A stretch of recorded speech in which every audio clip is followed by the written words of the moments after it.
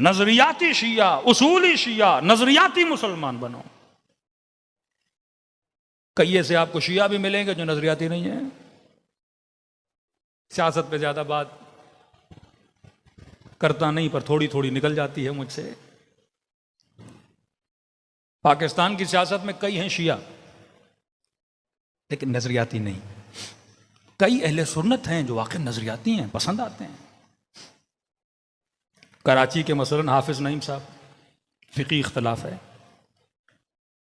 وزیر داخلہ محسن نقوی شیعہ ہیں، نام کے شیعہ. لیکن اگر پوچھا جائے کردار کے اعتبار سے ووٹ کس کو جاتا ہے، وہ حافظ نعیم صاحب کو. جو بندہ اخلاقیات کی بنیاد پہ اپنی سیٹ چھوڑ دیتا ہے، یہ معاشرے کو ایک درس دے رہا ہے کہ اخلاقی اقدار کوئی بندہ معاشرے میں بلند کر رہا ہے. ایک بندہ نہیں، صرف اقتدار اور سیٹ کے پیچھے، وہ چاہے شیعہ بھی ہو، اس کا تعلق نہ حسین سے ہے نہ اہل بیت کی تربیت سے. آپ معاشرے کو اخلاق کیا دے رہے ہو؟ کہ آپ بتا رہے ہو کہ مجھے ایک سیٹ دی گئی ہے، میری نہیں ہے، مجھے نہیں چاہیے. مطلب میں صاحب حب اقتدار نہیں ہے، میں چاہتا ہوں کہ معاشرے میں اصولوں کو قائم کیا جائے. آج جنگ اخلاق اور جنگ کردار ہے. کہ حبیب وَإِذَا رَأَوُا التِّجَارَةَ أَوْ لَهْوًا انفضوا إِلَيْهِ. جب یہ مال دیکھتے ہیں، دولت دیکھتے ہیں، شہرت دیکھتے ہیں، دنیا دیکھتے ہیں، لہو اللعب میں جاتے ہیں، یہ تجھے چھوڑ دیتے ہیں. آج بھی ایک امام کھڑا ہے، آج بھی قرآن کا حکم کھڑا ہے. سوال یہ ہے آپ کس میدان میں ہو، کہاں بیٹھ کے کھیل رہے ہو؟ یزید کے میدان میں جا کے نماز پڑھو گے تو نماز کا فائدہ نہیں. نماز پڑھو تو حسین کے میدان میں پڑھو، عبادت کرو تو حسین کے میدان میں کرو، نہ کہ کہیں اور چلے جاؤ. تو فرمایا کون ہے جو اس آگ کے انگارے کو اٹھائے؟ سارے خاموش ہو گئے. آج بھی امام زمانہ یہ صدا دے رہے ہیں، کون ہے جو شریعت کی پابندی کرے، کون ہے جو دین کی پابندی کرے. کتنی تیزی سے بے حیائی بڑھ رہی ہے، کتنی تیزی سے غیرت کو لوٹا جا رہا ہے. کبھی کبھی سخت جملے بولتا ہوں لیکن بولنے پڑتے ہیں. ہم ویسٹرن دنیا جاتے ہیں، آسٹریلیا، یورپ، UK جاتے ہیں. ایک انگریز کے اندر جب غیرت نہیں ہوتی تو مولانا فوراً بول دیتے ہیں بھائی اس نے تو خنزیر کھایا ہے تبھی بے غیرت ہے. اب بتائیے جو خنزیر کھا کے بے غیرت بنے وہ سب سے بڑا بے غیرت ہے، یا جو خنزیر نہ کھا کے بے غیرت بنے؟ یہاں کون سی امت نے خنزیر کھایا ہوا ہے؟ پھر یہ غیرت کیوں نہیں آج کے مسلمان میں؟ کہ بیوی حجاب کرے نہ کرے پرواہ نہیں، سر پہ دوپٹہ ہو نہ ہو پرواہ نہیں، نہ محرم سے بات کرے نہ کرے پرواہ نہیں. تو پچھلے سال میں امیر المومنین کی کہ ممبر پہ جا کے علی چیخ رہے ہیں کہ اے اس شہر میں رہنے والوں تمہاری غیرت کو کیا ہوا کہ تمہاری عورتیں بازاروں میں جاتی ہیں اور ان کے کاندھے نامحرم مردوں کے ساتھ ملتے ہیں. کیا جیسے ایسے مسائل خواتین کی طرف سے آتے ہیں ہم پریشان ہو جاتے ہیں کہ معاشرہ کہاں جا رہا ہے.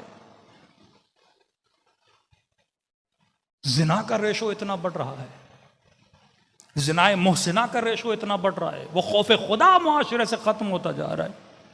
اب معاشرے میں جب امپیکٹ آتا، اب یہ نہیں کہ شیعہ پہ آ رہا ہے، سنی ہر کسی پہ آتا ہے.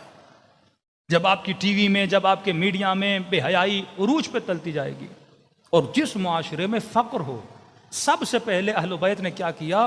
فقر کو دور کرنے کی کوشش کی. میں نے کہا امیر المومنین نے 25 سال نخلستان لگائے. جس امام کو غسل دیا گیا تو فرماتے ہیں ان کی پیٹھ پہ کالے نشان ہوتے تھے. جب پوچھتے تھے یہ نشان کس چیز کے ہیں، کہ رات کے اندھیروں میں ہمارے بابا غریبوں میں کھانا تقسیم کرنے جاتے تھے. کیونکہ مولا فرماتے ہیں فحاشت فقر کی وجہ سے، عزتیں پامال ہوتی ہیں فقر کی وجہ سے، معاشرہ راشی بنتا ہے فقر کی وجہ سے، معاشرے میں چوری ڈاکے قتل و غارت بڑھتی ہے فقر کی وجہ سے. اگر آپ اپنی سوسائٹی کو اٹھانا چاہتے ہو، سوسائٹی میں ایسے ادارے ہوں تاکہ لوگوں کو فقر سے بچائیں، کاروبار بنائیں. فقر ہوگا تو بندہ چوری کرے گا. فقر کی وجہ سے معاشرے اہل بیت نے سب سے پہلے اس فقر کو روکا تاکہ معاشرہ تباہ ہو، برباد نہ ہو. اب فقر ہے، اب اپروچ کتنی ایزی. آپ سوال کریں گے مثلا مولانا عارف کاظمی اس مومنٹ سے کتنا دور ہے؟ ہماری دوری ایک نمبر ہے. یہاں واٹس ایپ پہ آپ نے کال ملائی، یہاں رنگ ہوئی، فلاں صاحب نے فون اٹھا لی.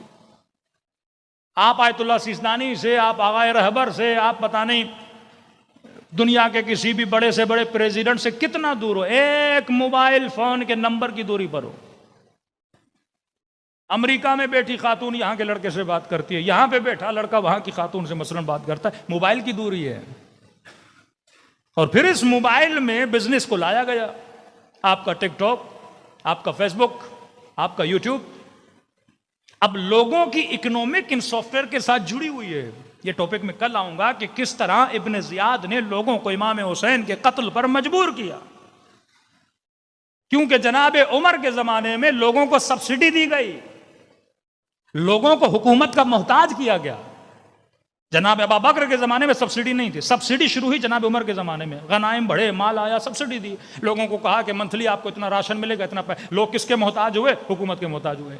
اب کا وائزہ رابط تجارت نولہون، ابن زیاد نے آنے کے بعد پہلے اعلان کیا اگر حسین کا ساتھ دو گے سبسڈی بند، نہ آٹا ملے گا، نہ چاول ملیں گے، نہ پیسے ملیں گے، بھوک مر جائیں گے۔ انہوں نے کہا نہیں، کھانا دو لیکن ہم حسین کو قتل کرنے کے لیے تیار۔ جب یوٹیوب آپ کے ذرائع آمدنی بن جائے، اب اگر گورنمنٹ یوٹیوب کو بند کرے گی، لوگ اپنی آمدنی کو بچانے کے لیے لڑیں گے، کیونکہ ہمارے چولہے چلتے ہیں اس سے۔ جب ٹک ٹاک آگے، گھروں میں بچیوں کو اپنی ویڈیوز اپلوڈ کرنے پر، الٹی سیدھی حرکتیں کرنے پر پیسہ دے گا، پھر اس نظام کو شرم آنی چاہیے، کہے کہ اس نظام میں غیرت نہیں اور حیا نہیں ہے، کیونکہ وہ فیڈ کر رہے ہیں پیسے کے ذریعے سے۔ پہلے وہ باپ غیرت بھی کھاتا تھا کہ بیوی کی کمائی کیسے کھاؤں، بیٹی کی کمائی کیسے کھاؤں، فقر آ گیا، اور بیٹی گھر میں بیٹھے بیٹھے 4 ویڈیو بنا کے اگر ہزاروں ڈالر کما رہی ہے تو باپ کا کیا جاتا ہے، وہ بھی بے غیرت بن جاتا ہے۔ کئی ایسے ایکٹر ایکٹریسز تھیں، آج